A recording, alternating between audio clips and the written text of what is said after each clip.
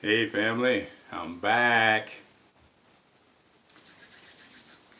Based on the title, I know many of you perhaps are ready to start trolling me and start saying that, wow, this guy is really going off the deep end here, saying that all women are gold diggers. Well, in the classical sense, I would not agree with that statement, even though I wrote it as I posted it as a title of this particular topic that I'm going to be discussing with you. But I'm thinking about gold digger not from the classical sense, as I mentioned earlier. I'm not suggesting that all women are only interested in having relationships with men purely for financial gain. I don't believe that. And there's a lot of empirical evidence to back my statement up. I don't think I need to try to necessarily prove my statement with some long drawn out dissertation about how women are getting into countless relationships with men who don't really make a lot of money, and they remain in these relationships with these men time and time again, and they go into various long-term relationships with men, and these are women who span primarily the gambit of, I guess, financial levels. I mean, everything from a female that might be a waitress all the way up to a CEO. There are women who will get themselves in relationships with men who are not earning a significant amount of money, and yet these women find a way to remain in these relationships, or at least to engage a relationship with these men. So I don't think it's necessarily so that women are getting into relationships with men primarily for financial gain. Now, granted, just as there are men who are doing it, I would even dare say, because women are doing so well right now, a lot of women are doing well right now. And so there are a significant number of millennial men who are out engaging in relationships and beginning relationships with women primarily because of the financial benefit that they are gaining as a result of the relationships that they are forming with women. Now, with that being said, let me give you some understanding of what and how I see this concept of women engaging in relationships with men, not because of the concept or the classical sense of the term gold digger, where they're just trying to just obtain the resources that the man has accrued over his lifetime. That's not what I'm referring to. What I'm referring to is the fact that women are hypergamous. Basically what that means is that's a social scientist term, and all that really means is that women are interested when it comes to the issue of mating. Women typically mate across the spectrum, and they mate up. Makes a lot of sense. It just makes a lot of sense. I have 2 daughters. I certainly understand that. Any man that has a daughter or a sister or an aunt or a mother for that matter, you want the women in your lives to date across the spectrum and up. Now, granted, I just made the point that women do date down for their own personal reasons, and they remain in those relationships as well. So I don't have any problem with that, but I do have an issue with men who are making the point and who are constantly suggesting that women are always going out of their way to get into relationships merely for the sole purpose of financial gain. Now, with that being said, let me say what I actually understand this hypergamous nature of women and why they actually have a issue with making sure that the men in their lives that they engage with they make sure that these men have a certain level of stability and security is because of that word, that second word, security. I've always said, and I will continue to say, that the greatest need that a woman has is security. It is her number one motivator. Now, let me tell you why. The reason a woman's number one motivator is security is because of these three areas that I'm going to outline for you right now. The reason women go out of their way, if you will, or they do it instinctively, they do it as a biological, it's a biological desire. It's something they can't really control to some degree. It's because, see, women, they have our babies for us. And when women are having these babies, they're put in a position many times where they can't even work. So they are totally dependent at that point. And in some cases, after the child is born, and there may be some additional consequences that may preclude the woman from going out and earning a living.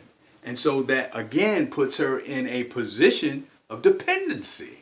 So it only makes sense from a standpoint of security that that woman, if she enters into a relationship with a man, just for that purpose alone, she needs to make sure that man is stable. She needs to make sure that that man is not only stable financially, but he needs to be stable physically, financially, and emotionally, because he is going to be the primary breadwinner, if not the primary, of that family. I just mentioned the three areas that women, those are the three primary areas that women have their greatest needs. And those are those three areas that I just mentioned. That is the physical need, the financial need, and the emotional need. Now, the physical need is obvious. Most men are physically stronger than women. And so when a woman is with a man, that's why some young guys who are what I would call good guys or beta males, whatever they're saying right now, whatever the current meme is, a lot of women are turned on, sometimes I would say sexually, to what we would call bad boys, not because they're bad, but because they have a dominant nature and that they have this physical ability where they can protect the woman. At least the woman gets that impression. And so that's a biological need that a woman has, because a woman is not designed to physically protect herself, at least from other men. Maybe from other women, but not from other men. Okay, that's number one. Number two, and so that puts her into a position where she's slightly dependent. All right, so it makes sense that a woman would look for someone or be attracted to someone who can provide that for her. Makes sense. I said the second part would be another issue of security would be emotional security. Now, it obviously makes sense. A woman doesn't need to be with some man who can't, or he doesn't have control of his emotional faculty. He gets easily sidetracked. He can't finish anything. He's constantly in and out and in and out. He's up and down and up and down. He's all over the place. Woman can't be with a man like that over the long haul, because another reason is that women, even though a lot of women are more likely today to operate in their masculine, that puts them in a position where they suppress their feminine nature so much, it makes them very depressed, and they're going up and down and up and down and on the emotional cycle. And so it would behoove a woman to make sure that she has a man who has the emotional wherewithal to be able to bring her back to center. In other words, to bring her back to her feminine, so that she can be fully feminine, if you would. In other words, have her queen consciousness return to her, if you will. Okay, and the last one is, I said it was her physical, her emotional, and now the financial. Now granted, this is where a lot of brothers fall off, but it's not so much just the financial where this brother might be able to produce more financial currency than the woman. Oftentimes, what impresses a real woman is not so much the actual amount of money that's in a man's bank account or the vehicle that he's driving. What really a conscious woman looks at is a man's productivity. What is his position? What is his productivity? How does he deal with the everyday struggle of taking care of the financial responsibilities in life? Does he have the wherewithal? Does he have the mindset to be able to put together the skill sets necessary to manage what he has, what he already makes? Though he may not be making a lot of money, he knows how to handle what he has. He knows how to build it. He knows how to stack it. He knows how to develop it. He knows how to save it.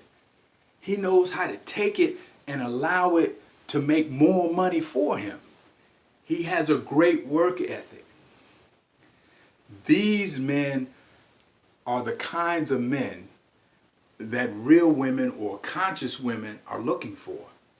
Now, unfortunately, because there are a lot of young brothers out here who are getting caught up in all of this entitlement groups and all these entitlement mindsets that are out here and all this victimhood, and a lot of brothers are not able to deal with the new environment that we have. There are a lot of women out here working right now, and a lot of brothers are having a hard time dealing with how can I relate to a lot of these sisters out here that's getting it done, that's out here making this money, that's got this education, that's driving a nice car, living in a nice home, got all this going for them.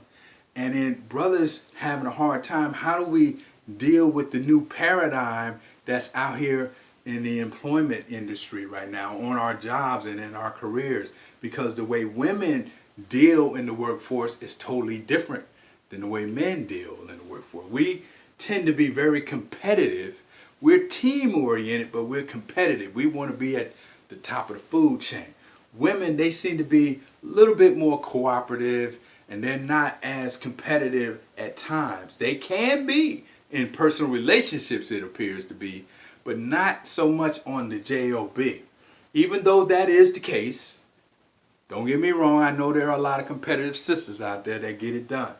But at the end of the day, it's very difficult for brothers, because if they come hard at a female on the job, and sometimes the brothers don't know if they should come hard, and then if they don't, oftentimes they feel like, I'm a weak man if I don't come hard like I would if I was dealing with a man going for the same job. So there's a lot of problems out here that a lot of brothers are starting to experience issues working in this new environment with women, and brothers haven't been able to figure out the combination. They don't know how to deal with what we're dealing with right now. This is a brand new paradigm. So are all women gold diggers? Not in the classical sense. But are all women hypergamous? Absolutely. Absolutely. Makes common sense, because this is an extension of a woman's greatest need. And her greatest need is to fulfill the security needs of the physical, the emotional, and the financial. That's my time. I thank you for yours. I'll catch you on the other side. God bless you.